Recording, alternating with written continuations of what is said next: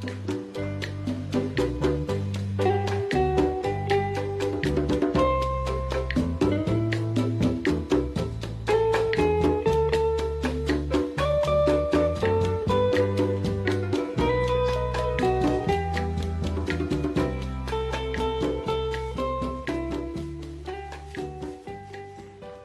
the samples come, we take them straight to the laboratory, which is infectious handling department. Bacteriology, who handle bacteria, and then virology, who work with viruses, and then immunology, who are responsible for investigating immune function. So the three departments are in this building, and they occupy the facilities that you see. So when the samples arrive, we take them straight to the lab that we designated for receiving these respiratory samples. In the field, 3 types of samples are collected: throat swabs, nasal swabs, and sputum. Sputum is the most difficult one to work with because it's rather thick. But we managed to work with all those samples. So we go straight to the room where we receive the samples, and the team are ready to explain to you what they do. So we usually receive the samples here, and here we are able to sort them with the forms that come with them, or if they are barcoded samples, we check the system there, scan it to see which site it is coming from. All the information concerning the sample pops up if it's a barcoded sample. Otherwise, we have a form. Can I have one of the forms, please? Yes, so we look at the name and the information here, and we match it with the sample. And then at that point, we give the sample an ID and put the same ID on the form, so that beyond this point, we use only the ID to identify the sample. But we enter the information on the form also into the system, so that at the end of processing, when the results are ready, we are able to assign the result to the sample that came in. So this is where the first point is. At this point, the samples are not opened. And because they are viruses and we want to be very careful, we handle them in a biosafety cabinet. So it's only at this point that we get the samples opened within this cabinet, which is a facility meant for such work. This is a biosafety level 2. What we do here is break up the virus so we can get the nucleic acid, the RNA of the virus. So what they are doing, we call it RNA extraction, because it is this RNA that we further test in the polymerase chain reaction to be able to detect if the RNA that came in that sample is a coronavirus, the novel coronavirus, or it's not. So what they are doing now is RNA extraction. Welcome. Thank you for coming to see us. So we'll go to the PCR room now and show you how we actually do the PCR to directly detect the virus. This is our clean PCR room. So when we start the PCR process, we start from the clean area and we move it slowly to where there is samples. So this is where we prepare all the master mix. We put the chemicals together so that we are able to amplify, multiply a lot of the genetic material which we isolated from the other room, and then we are able to see. So here has a different set of lab coats, a different set of pipettes.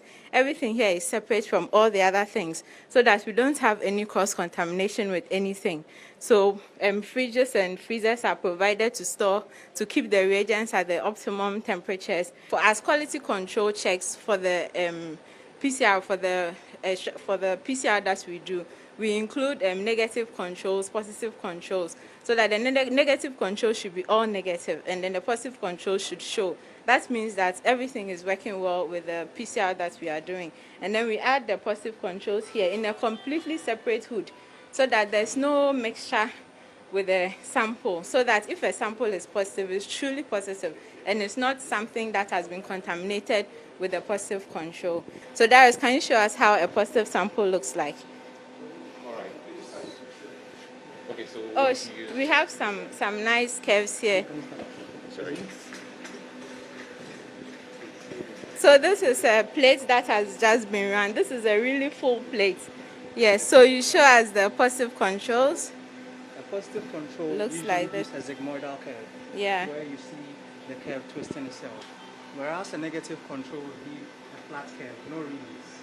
So something like like this is negative.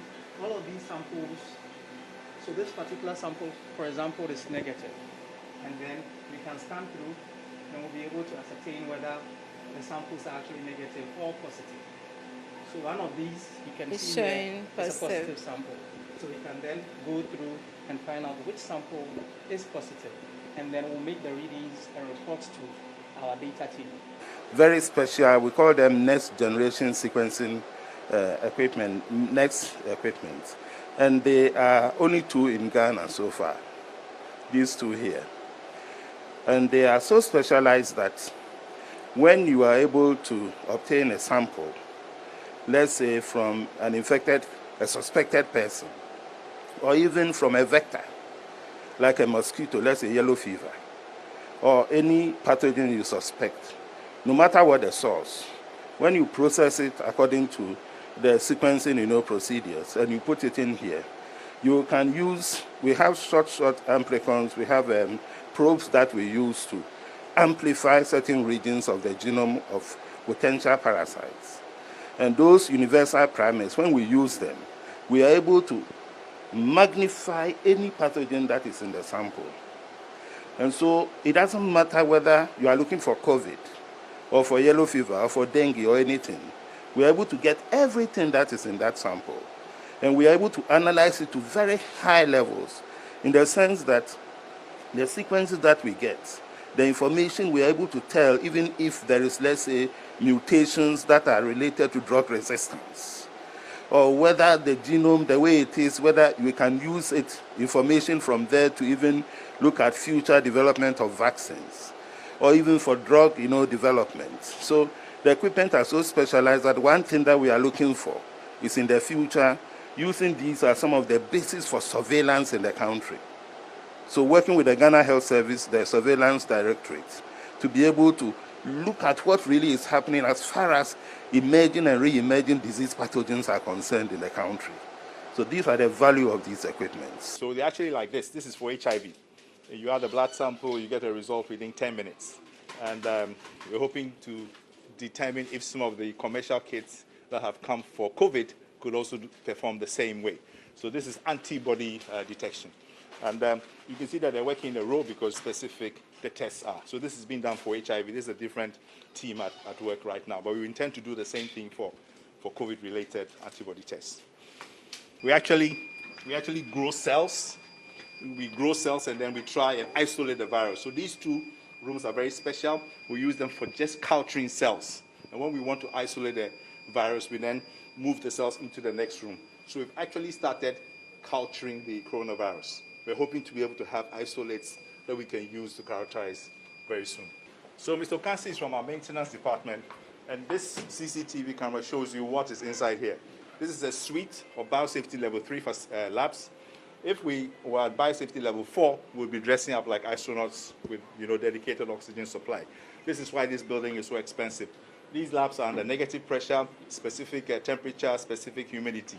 So when we're working with dangerous pathogens like Ebola, Lassa, the viral hemorrhagic fever things, we don't culture them. We just take them straight in there, dress up properly, full suit, full overalls, gowns, boots, everything, the double gloves. And then with what you saw, the RNA manipulation, whatever, apart from virus culture, we do all that in there.